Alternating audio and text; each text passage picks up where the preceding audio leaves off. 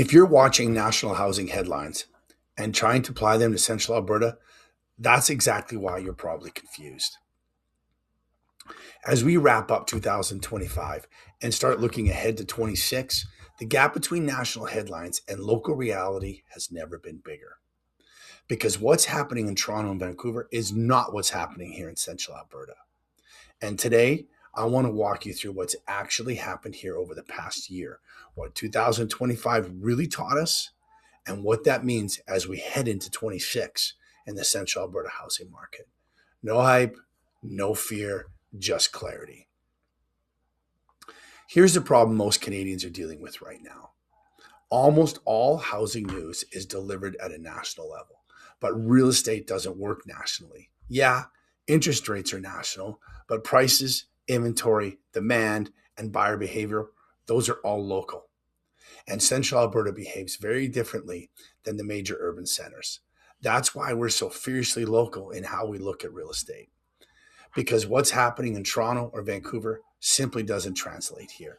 And what you saw play out in 25 really set the tone for what Central Alberta is walking into next. If you don't separate national noise from local reality, you end up making decisions based on headlines instead of facts. All right, let's talk about affordability because that is the biggest issue Canadians were wrestling with in 2025. And hey, it's still top of mind heading into 26. Compared to most of the country, Central Alberta remains one of the most affordable regions relative to income. And that matters more than almost anything else. It means buyers don't need massive down payments. Monthly payments are still within reach for many households, and move up buyers aren't completely locked out of the market.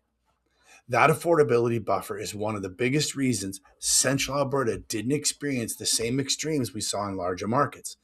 Even as interest rates rose, this region stayed functional. That's not luck, that's structure. And affordability is only one part of the story. Inventory. Inventory in Central Alberta has increased, yes, but it hasn't exploded.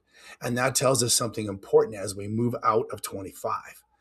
We're no longer in a market where everything sells instantly, prices don't matter, and strategy doesn't matter. But we're not also not in a distressed market. We're in what we call a balanced market. And a balanced market rewards accurate pricing, a strong presentation, and clear expectations. Buyers may have more choice, and sellers face more competition. And good homes, priced properly, will still sell. That's what a healthy transition out of 25 and into 2026 will actually look like. But here's something that often gets missed. Homeowners in Central Alberta tend to have strong equity positions. Many bought before the pandemic surge or at prices well below today's replacement costs. And I've always said this about real estate markets. The place or community or city or whatever that has the biggest party usually ends up with the biggest hangover. The reality is Central Alberta simply didn't have the same price party that some other major Canadian cities did.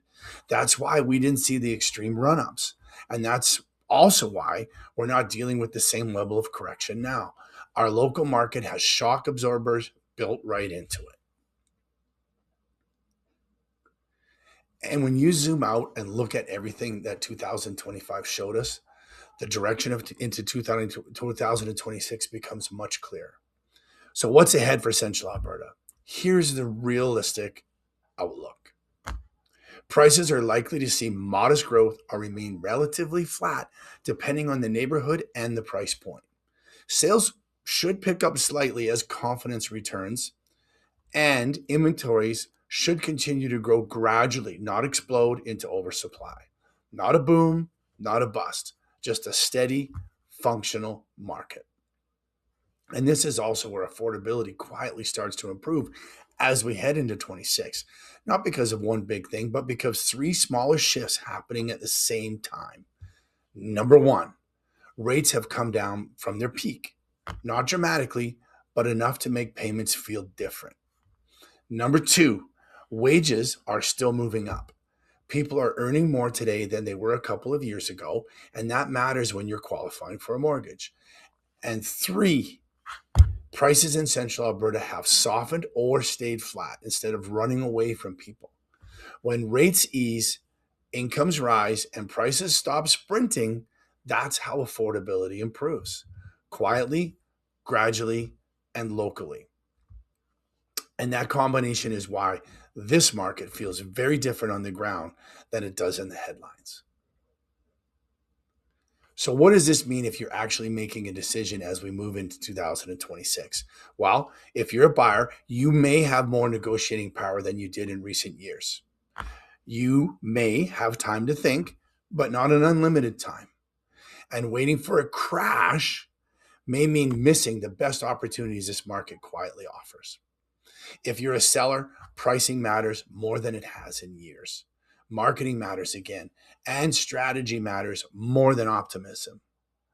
Being fiercely local matters here because pricing, timing, and strategy in Central Alberta doesn't follow the national rules. They follow local behavior. So, as we button up 2025 and we look ahead to 26, here's the truth about the Central Alberta housing market. It's quieter than the headlines, stronger than people think, and far more local than the media admits. Real estate isn't national. It isn't theoretical. It's local. And in markets like Central Alberta, being fiercely local is exactly what protects people from bad decision. If this helped bring clarity, share it with someone who keeps sending you all those national housing headlines. Because remember, clarity beats noise every time.